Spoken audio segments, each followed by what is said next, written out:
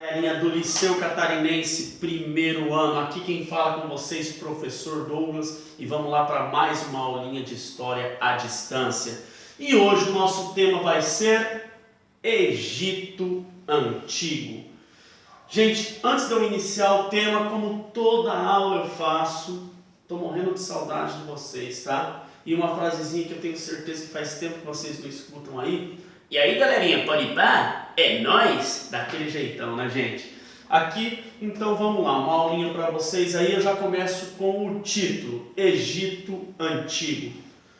Por que nós temos que colocar o antigo depois da palavra Egito? Professor, é óbvio, né, velho? Porque o Egito ainda existe. Então, é diferente se eu for falar assim, os hebreus antigos. Não preciso falar isso. Mesopotâmia antiga. Eu não preciso falar isso. Agora, o Egito, como ele ainda existe, então eu tenho que me referir ao Egito antigo, porque é essa história que nós vamos aprender hoje. Da mesma maneira, se eu for falar de Roma. Se eu for falar de Roma lá no seu fundamento, eu vou ter que falar Roma antiga. Então, a gente já começa pelo título.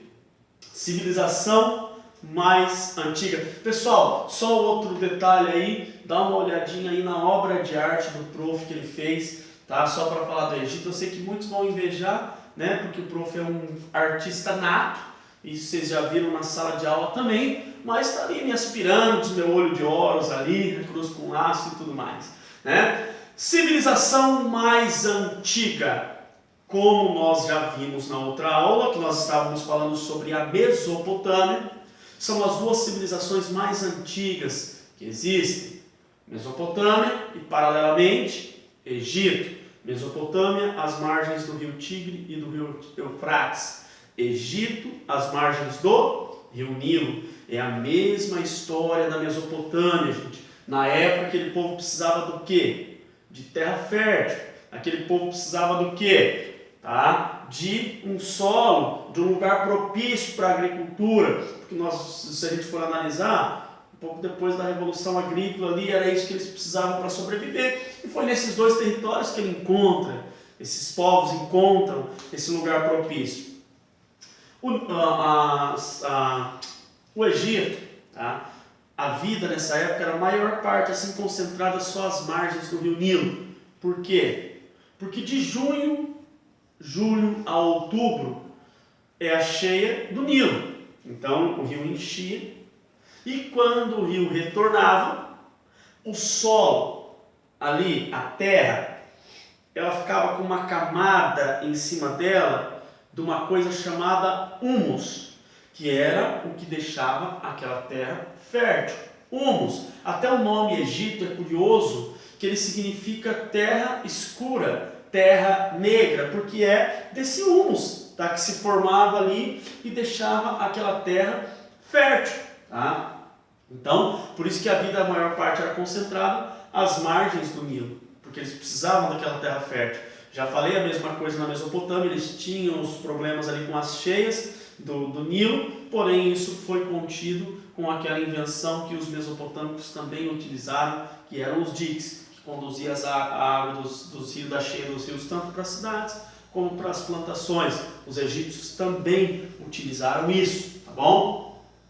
O Egito, no seu início ali, eram clãs, eram os nomos, normalmente liderado por um nomarca, isso lá na sua formação, no seu início. E aí acaba surgindo duas partes ali, duas civilizações. O Egito fica dividido em duas partes. Em cima, Baixo Egito, no norte. No sul, Alto Egito. Se você pegar um mapa ali, é até estranho que vai estar lá. Do Egito Antigo, Baixo Egito é em cima, no norte. E o Alto Egito é no sul. E por muitos e muitos anos, foi um tentando conquistar o outro, até para tentar fazer essa unificação. Mas teve um líder ali, que foi o primeiro faraó, que era Menes, que ele consegue fazer isso. Ele consegue a unificação desses dois reinos, Baixo e Alto Egito, e com isso começa a dinastia dos faraós. Aí vem uma série de faraós aí, um sucedendo o outro. Então essa era a divisão do Egito no princípio, ali, no seu início. A religião dos egípcios era um tanto que curiosa, tá? Porque, professor, eles acreditavam, primeiro que eles eram politeístas, eles criam em vários deuses, e isso vocês já sabem.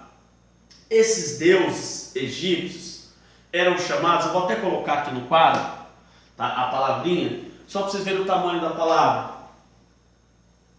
Antropozoomórficos.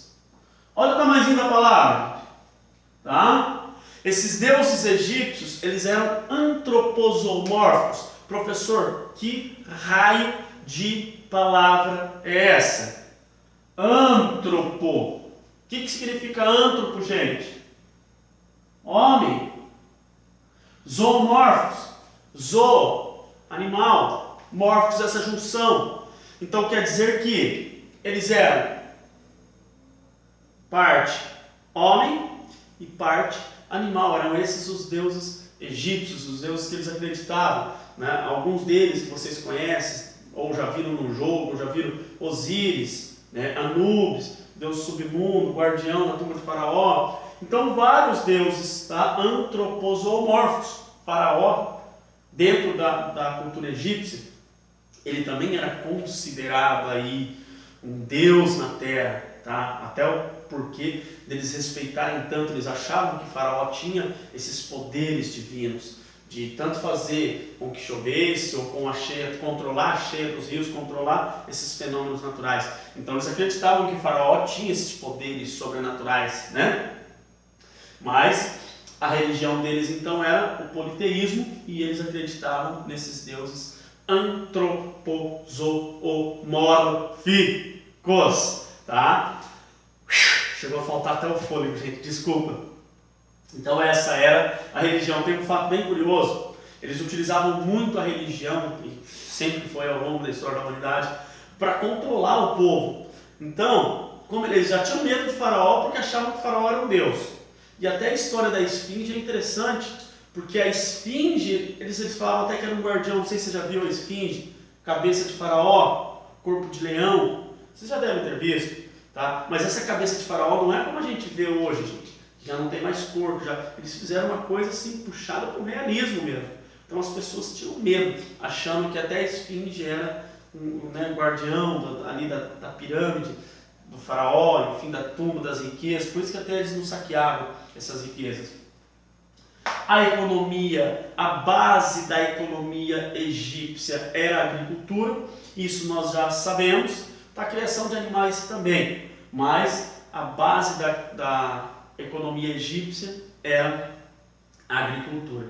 Gente, numa outra aula, a gente vai entrar um pouquinho, tá, nessa relação da questão das heranças que os egípcios nos deixaram, muitas coisas que até hoje nós utilizamos ou que se desenvolveram através da cultura egípcia. Nós vamos falar um pouco dessa questão, que aí entra também a crença deles, da vida após a morte, naquilo que eles acreditavam, por que eles já sepultavam, né, os faraós, por que eles já faziam essa questão, será que eles criam uma vida após a morte? Esse vai ser o conteúdo da nossa próxima aula, dando uma continuidade sobre o Egito. Hoje assim foi mais uma introduçãozinha. Heródoto, para quem não sabe, que é o pai da história, tá? Foi um dos primeiros historiadores, ele vivia na Grécia Antiga, ele fez uma viagem para o Egito, tá? E ele fala a questão da importância do Nilo para os egípcios. Ele até descreve ali no seu relato que o Nilo era uma dádiva dos deuses para os egípcios, porque, num lugar de tanto deserto, com aquela abundância de água que tinha no rio Nilo. Eu não sei se vocês sabem, mas o Egito fica na África, quase na divisa ali, gente, na África do Norte, quase na divisa ali, né? Então, basicamente é isso que eu queria falar para vocês sobre o Egito, tá? O prof vai passar algumas atividades para vocês, que está na página, se quem quiser aí, né? olhar. Gente, eu vou colocar na descrição as páginas, porque daí é sobre a Mesopotâmia. É alguns exercícios que ficaram sobre a Mesopotâmia, mas depois o prof vai ver, porque deu um probleminha no computador ali, e depois o prof vai ver bem certinho a página, e quando eu for postar os vídeos ali, no campo da atividade, eu vou postar as páginas que é para fazer a tarefa. Gente, uma coisa importante que o prof quer falar para vocês, não deixem de fazer as tarefas, não deixem de assistir os nossos vídeos, gente. Para nós, professores, está sendo um desafio essa questão da aula à distância, né? Essa questão da aula online, isso aí está sendo um desafio. Gente, embora não pareça, né? Embora sim, eu sei que, se falar o professor é velho, não sou, gente, sou jovem, tá? Sei que essa cara de acabado, essa coisa, mas eu sou muito jovem, então eu apanho muitas das vezes para essas modernidades, mas mesmo sendo jovem, acho que estou em outra geração aí, eu apanho bastante, gente. Para mim gravar essas aulas, vocês não sabem o trabalho que dá para o prof. Então assim, o mínimo, assistam as aulas, comentem, coloquem sugestões, professor, o senhor pode acrescentar isso, pode mudar aquilo para melhorar a tua aula. Comentem ali, a aula foi legal, professor, gostei do conteúdo, da forma que o senhor explicou. Vão dando sugestões ali. E outra coisa, as postagens das atividades agora é dentro da própria atividade ali e não mais nas notificações nem nas mensagens, e depois a gente abre um fórum para discutir sobre o conteúdo, sobre o assunto. Tá bom, pessoal?